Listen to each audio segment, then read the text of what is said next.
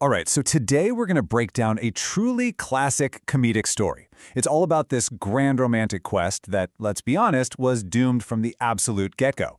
We're going to see how idealism, a total lack of cultural awareness, and just one, game show question could lead to such an epic disaster. So yeah, let's just dive right in. And boom, it all kicks off right here. Not with some grand plan, right? Not with any careful thought, but with a completely impulsive, spur-of-the-moment decision. This one line just perfectly sets the chaotic, completely unprepared tone for the whole adventure. You gotta understand, this isn't some thoughtful pilgrimage, it's a whim. And that difference? It's everything. Okay, so the journey is on. But what you really need to get is that this whole quest, it isn't just about winning someone over. Nope. The entire thing is launched from a place of pure fantasy.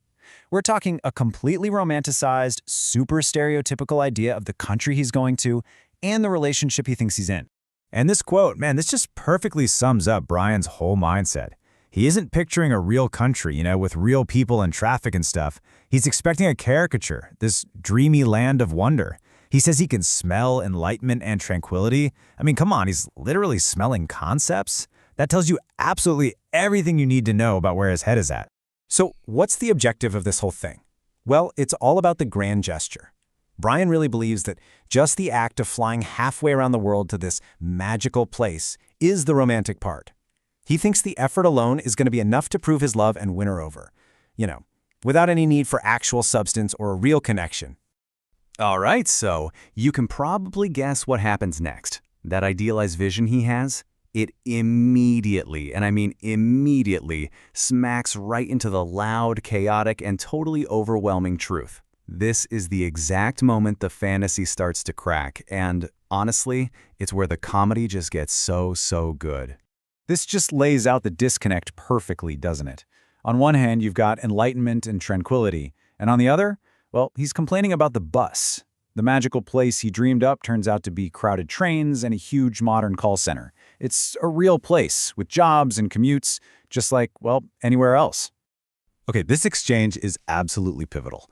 This is where Brian's ignorance goes from just being kinda naive to being genuinely offensive. Look, it's one thing to have a fantasy in your head, but it's a whole other deal to just assume your cultural norms apply everywhere. This is the first major red flag that tells you he did zero homework, like none at all. And just to give a little bit of context here, because it's important, the whole idea of the sacred cow in Hinduism is incredibly deep. It's a symbol of life, of nourishment, of nonviolence. So when Brian's just casually talking about wanting a steak, it's not just a little slip-up. It shows he's completely clueless about one of the most well-known parts of the very culture he's trying to impress. Every classic quest has that one final trial, right? The big test for the hero. Well, for Brian, it's not some dragon or a clever riddle. No, his ultimate test happens on a game show stage, in front of everyone. It's a public and, oh man, deeply humiliating test of his knowledge, or more accurately, his total lack of it. So what sets up this final showdown? It's a classic rom-com move, the surprise fiancé. This little discovery completely wrecks his original plan, and he's forced to make a desperate pivot. Suddenly, the quest isn't just about showing up anymore. Now in his mind, he has to prove he's got the money, in this one last-ditch, high-stakes gambit.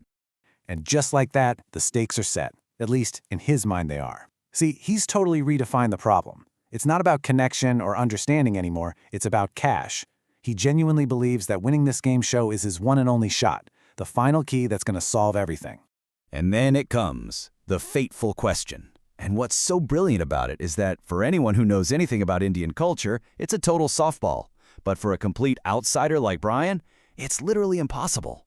This isn't just trivia, you guys. It's a basic cultural literacy test. And oh boy, is he about to fail, spectacularly. So we get a peek inside his head, and his thought process is, wow. It's just a masterclass in how not to reason. He has absolutely no frame of reference. So what does his brain do? It just latches on to the only thing it knows, American cartoons. The fact that he's even making a connection between a legendary Indian athlete and a Disney character, it just shows you how completely and totally out of his depth he is. It's almost painful. And there it is, the final answer. Jiminy Cricket. It's the punchline to the whole sorry story, the disastrously, hilariously wrong answer that is basically the nail in the coffin for his entire quest. And he did it on national television, putting his massive ignorance on display for absolutely everyone to see. The correct answer, of course, is Sachin Tendulkar. I mean, we're talking about a name that is absolutely legendary, not just in India, but to anyone who follows cricket. And the massive, massive gap between knowing Sachin Tendulkar and guessing Jiminy Cricket, that pretty much says everything about the unbridgeable canyon between Brian and the world he was trying so hard to force his way into. Okay, so after that spectacular public flameout, we get to the private conversation. The quiet, honest moment after the chaos. This right here is the moment of truth, where all the illusions are gone and the real reason this whole quest failed is finally said out loud. And this is it. Padma just cuts right to the heart of the matter with this one. Simple, powerful line. Honestly, this is the thesis statement for the entire episode. That game show? That wasn't the real test. It was just a symptom of a way bigger problem. A problem she knew about the whole time. So here's the real breakdown. Brian got the diagnosis completely wrong. He thought the problem was money, that he wasn't rich enough. But Padma makes it crystal clear. The problem was a total lack of connection. I mean, sure, the grand gesture of flying all the way there was nice. It was touching. But you can't just magically create a real foundation of shared understanding out of thin air. He literally tried to throw money at a problem that money was never, ever going to solve. All right, so we're at the end. What's the moral of the story here? After this absolutely colossal failure, what are we supposed to learn? Well, what's great is that the story gives us two totally opposite takes, which our two travelers argue about on the long, quiet flight home. So on one side, you've got Brian. He's trying to salvage any shred of dignity he has left, right? So he pulls out that old cliché. It's about the journey, not the destination. But then you've got Stewie, the realist, who just shuts it down with the brutally honest and frankly hilarious truth. Nope, the journey sucked, you failed, story over. And just to really hammer home Stewie's point, let's talk about the literal cost of that so-called journey.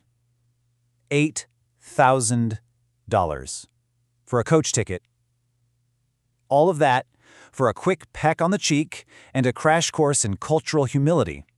You got to admit, that is one very, very expensive education. So all of this really leaves us with a final, pretty interesting question to chew on, right? This whole disaster is kind of a perfect case study. It makes you wonder, when does a grand romantic gesture stop being romantic and just become a grand performance of ignorance? When is it less about the other person and more about making yourself look like a hero? It's definitely something to think about.